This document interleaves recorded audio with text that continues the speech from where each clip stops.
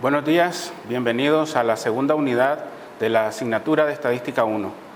En este caso estaremos viendo, estudiando y entendiendo la parte de la introducción a las probabilidades. En esta ocasión vamos a tener como contenido la introducción, un objetivo, desarrollo, actividades de aprendizaje y conclusión.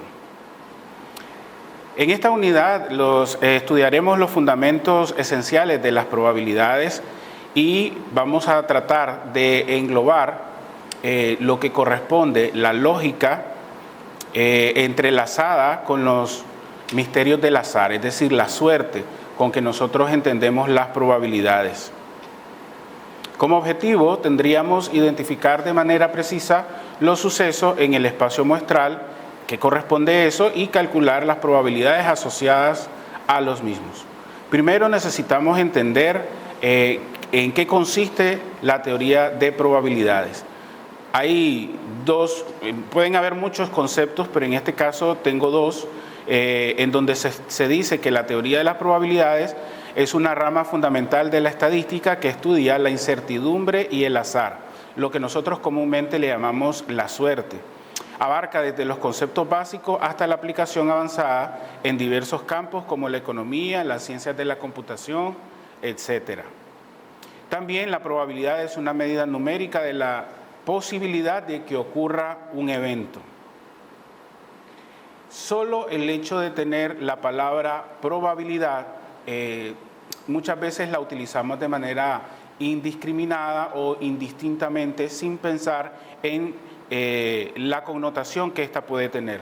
Entonces hay dos definiciones de probabilidad. La primera se denomina definición frecuencialista o algunos autores la llaman frecuentista, que tiene que ver con la frecuencia relativa, en este caso interpretada de manera porcentual, de un número de ensayos, los cuales tienden a infinito. Veamos un ejemplo. Los contenidos de nicotina en miligramos de 40 cigarrillos de cierta marca son, si recuerdan, nosotros construimos una tabla de frecuencias a partir de un conjunto de datos en la primera unidad. Pues bien, a partir de estos datos ya agrupados podemos entender el concepto de probabilidades. Por ejemplo, yo quisiera saber cuál es la probabilidad de que un cigarrillo contenga entre 0.71 y 1.058 miligramos de nicotina. Entonces nos vamos a ir directamente a la frecuencia relativa, que es 0.05 en cuanto al total de datos. Sin embargo, eso lo podemos interpretar en un porcentaje como el 5%, de tal manera que podemos interpretar que el 5% de los cigarrillos tiene una cantidad de 0.75 a 1.058 miligramos de nicotina. De igual manera, si buscamos una cantidad acumulada y leemos, por ejemplo, qué porcentaje de los cigarrillos contienen hasta un máximo de 2.103 miligramos de nicotina, nos vamos a la frecuencia relativa acumulada y decimos que el 83% de los cigarrillos, por tanto lo entendemos como que el 83% de probabilidad de encontrar un cigarrillo que contenga un máximo de 2.103 miligramos de nicotina. El otro concepto que nosotros tenemos de probabilidad es la definición clásica, que en este caso se refiere a que es el cociente entre el número de casos favorables y el número total de casos posibles, siempre que todos estos casos sean equiprobables. ¿Y qué significa que sean equiprobables? También conocidos como igualmente verosímiles. Equiprobables, según la lengua española, esto es que tengan igual probabilidad, pero también llamados en el ámbito de las probabilidades, de la estadística, como igualmente verosímiles. Veamos el ejemplo. Un dado cuenta con 6 lados con puntos desde 1 hasta 6. Entonces, las condiciones son las mismas para cada una de las caras del dado. La probabilidad de cada uno es igual a 1/6.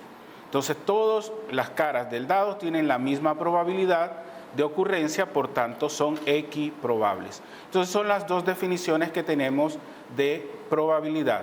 Ahora vamos a pasar a los conceptos básicos que son los que vamos a manejar en esta unidad. Comenzamos definiendo qué es un experimento. El término experimento se utiliza para describir virtualmente cualquier proceso cuyos resultados no se conocen de antemano con certeza. Es decir, si nosotros vamos a desarrollar cualquier experimento del que necesitamos calcular una probabilidad, podemos describir cuál es el experimento y así hacernos a la idea de cuáles son los posibles resultados que vamos a obtener. El siguiente concepto que vamos a manejar es el de espacio muestral. Se refiere al conjunto de todos los resultados que se identifican en el experimento y se representa por la letra mayúscula S. A continuación definimos lo que es un suceso. De igual manera podemos decir evento. Indistintamente, cualquiera de las dos palabras se refieren a lo mismo. Esto es un subconjunto del espacio muestral. En cualquier experimento puede ser de que sea más importante describir un evento o un suceso que el experimento en su totalidad. Y después vamos a tener el concepto de diagrama de árbol, que es una forma de apoyarnos para describir el espacio muestral o los elementos que corresponden a un evento. Veamos un ejemplo en donde podamos implementar estos conceptos. Un experimento consiste en lanzar una moneda al aire una vez. En caso de que ocurra cara, llamémosle cara o sol, en caso de que ocurra cara, se lanza la moneda por segunda vez. Si en la primera ocasión se obtuvo sol, entonces se lanza un dado una vez. Establezca cuál es el espacio muestral. Entonces, para nuestro caso vamos a utilizar una moneda de un Córdoba, en donde cara va a ser el número 1 y sol va a ser el escudo. Entonces veamos cómo se establecería ahí el experimento. Lanzamos la moneda al aire y puede ser que caiga cara o sol, 1 o escudo. Dice el experimento que si cae cara, si se obtiene 1, vuelvo a lanzar la moneda por segunda ocasión, que de igual manera puede ser cara o sol, 1 o escudo. Pero si por el contrario lo que se obtuvo es el escudo, entonces lo que hago es lanzar un dado, para lo cual tenemos 6 posibilidades. Entonces, como pueden ver, no es fácil enlistar los elementos del espacio muestral mientras no nos apoyemos de ese tipo de diagramas llamado diagrama de árbol. El espacio muestral está compuesto por todas las posibles combinaciones de ese experimento. Lo vemos en esta nueva diapositiva. De tal manera que el espacio muestral es el conjunto de todos los posibles resultados. Fíjense bien, cara en el primer lanzamiento, cara en el segundo lanzamiento, cara en el primero, sol en el segundo, o todas las posibles combinaciones en donde el primer resultado fue sol con cada una de las caras del dado. A partir de aquí podemos obtener o definir cualquier evento, cualquier suceso, como por ejemplo el suceso de que ocurra un sol o escudo en nuestro caso y un número par en el dado. Entonces, ¿cuáles son los posibles resultados de ese evento? Solamente esos 3, y como podemos observar es un subconjunto del espacio muestral. Ahí tenemos todos los conceptos que hemos definido anteriormente para el cálculo de las probabilidades. Ahora vamos con la parte matemática, la parte numérica de estas probabilidades. Entonces vamos a definir cuáles son los axiomas y teoremas de probabilidad. En un experimento es necesario asignar a cada suceso A del espacio muestral un número que indique la probabilidad de que A ocurra. Con objeto de satisfacer la definición matemática, vamos a tener como definición de probabilidades cómo vamos a calcular la probabilidad de un evento A, dividiendo el número de elementos que tiene el evento o suceso entre el número de resultados posibles del espacio muestral. Esos tienen que cumplir 3 axiomas. Ese número al cual nosotros le asociamos la probabilidad debe cumplir con 3 axiomas. El axioma número 1 es la probabilidad de que cualquier evento sea no negativo y mayor que 1. luego que la probabilidad de cada espacio muestral es 1 y la probabilidad de la unión de eventos mutuamente excluyentes es la suma de las probabilidades individuales. Vamos a ver en detalle cada uno de esos axiomas a qué se refiere. El primer axioma nos establece de que la probabilidad de un evento debe ser no negativa y menor que 1. Por tanto, no podemos salir de ese rango. Cualquier probabilidad es un valor positivo, pero nunca puede ser mayor que 1. Eso es importantísimo a la hora de calcular las probabilidades y que deben de tomar muy en cuenta. El segundo axioma establece que la probabilidad del espacio muestral es igual a 1. Eso se refiere a que si en el espacio muestral se divide en n eventos o n sucesos, entonces la suma de todas las probabilidades debe ser el 100% del espacio muestral. Por tanto, la suma de todas ellas debe ser igual a 1, nunca mayor que 1. Y el tercer axioma nos establece la probabilidad de que la unión de eventos mutuamente excluyentes es igual a la suma de sus probabilidades individuales. ¿Pero qué significa mutuamente excluyentes? Sencillamente que la intersección entre esos eventos sea igual a vacío. O sea, no hay elementos comunes entre ellos. Por tanto, la probabilidad de la unión es simplemente la suma de las probabilidades individuales. La probabilidad de A unión B sería la probabilidad del evento A más la probabilidad del evento B. Recalco, cuando estos son mutuamente excluyentes, cuando no existe intersección entre ellos. Además, tenemos los siguientes teoremas. Son importantes a la hora de calcular probabilidades.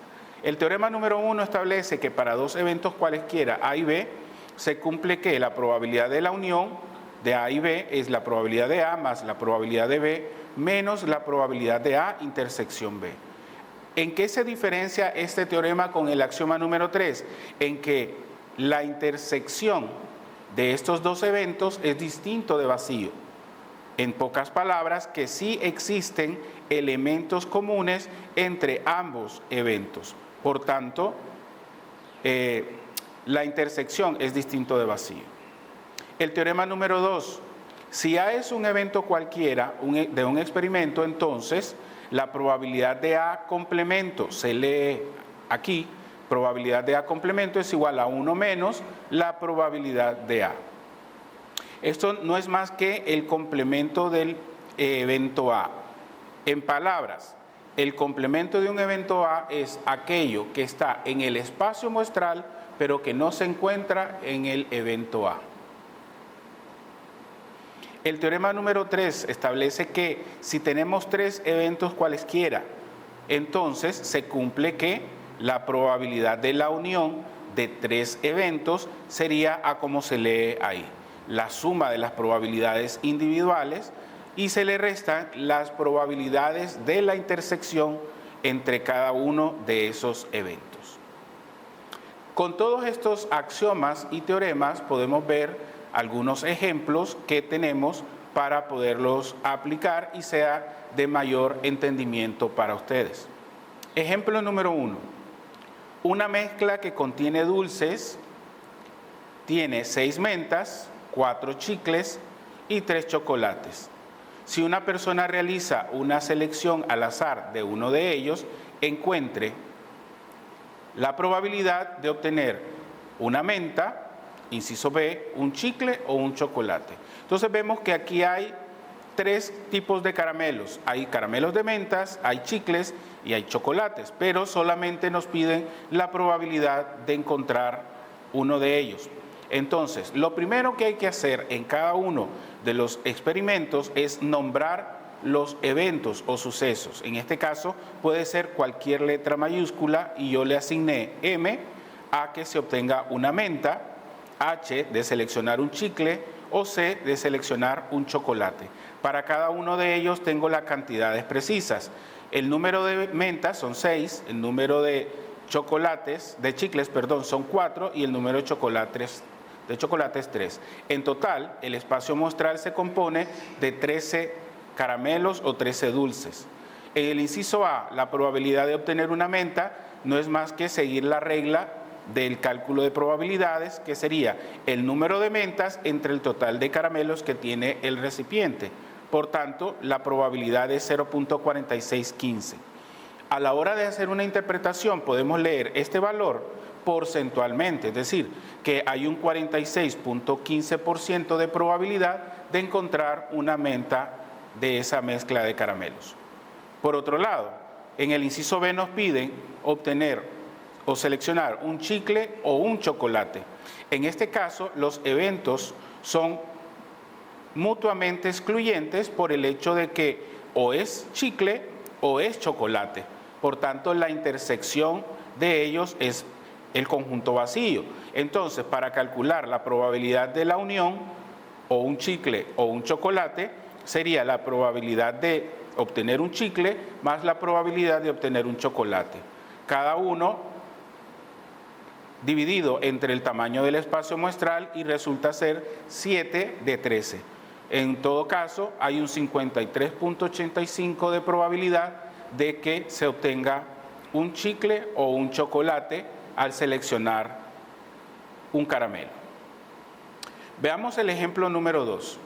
En el ejemplo número 2 nos dice, Paula tiene una probabilidad de aprobar matemáticas de 2/3.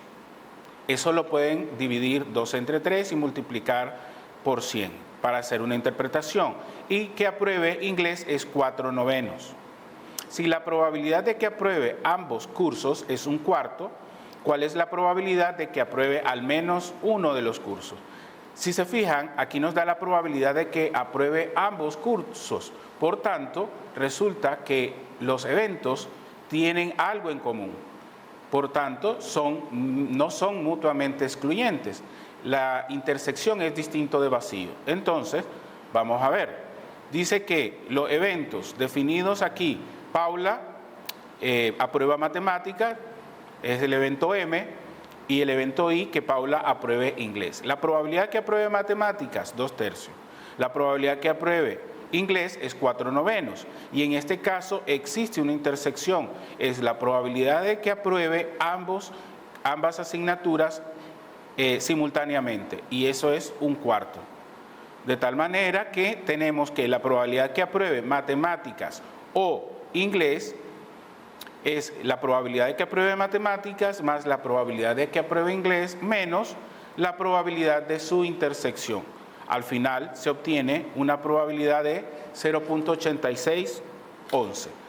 Aquí quiero mencionar algo que es importante que se tengan claro aquellos conceptos de al menos que, mayor que, menor que, a lo sumo, porque son necesarios a la hora de entender cualquiera de los ejercicios que se quieren desarrollar. Por ejemplo, aquí se decía la probabilidad de que Paula apruebe al menos uno de los cursos. Eso significa que puede aprobar matemáticas, puede aprobar inglés o puede aprobar ambos. Eso es al menos uno o los dos. Entonces, esos conceptos es importante que los manejen. Bien, para completar el aprendizaje de este tema, vamos a leer el documento nombrado Conceptos Básicos que se encuentra en la semana número 3 y a continuación pongamos en práctica los axiomas y teoremas de las probabilidades resolviendo los ejercicios de la guía número 3 y la guía autoformativa 2. De hecho, ahí se van a encontrar en esos documentos con más ejemplos resueltos que sería más conveniente para poderlos entender. De igual manera, se encuentran con el foro de consultas permanentes para cualquier aclaración. Y como conclusión, tenemos de que las probabilidades son importantes en cualquier ámbito del desarrollo profesional, ya sea a nivel de productividad como a nivel financiero. De igual manera, se utilizan mucho en el día a día. Por ejemplo, la probabilidad de que pierda el bus, la probabilidad de que pueda aprobar cierta asignatura, etcétera, siempre y cuando sepamos qué tipos de conceptos de probabilidades vamos a utilizar. Bien, bienvenidos nuevamente a esta segunda unidad y espero que les sea de mucho provecho. Hasta luego.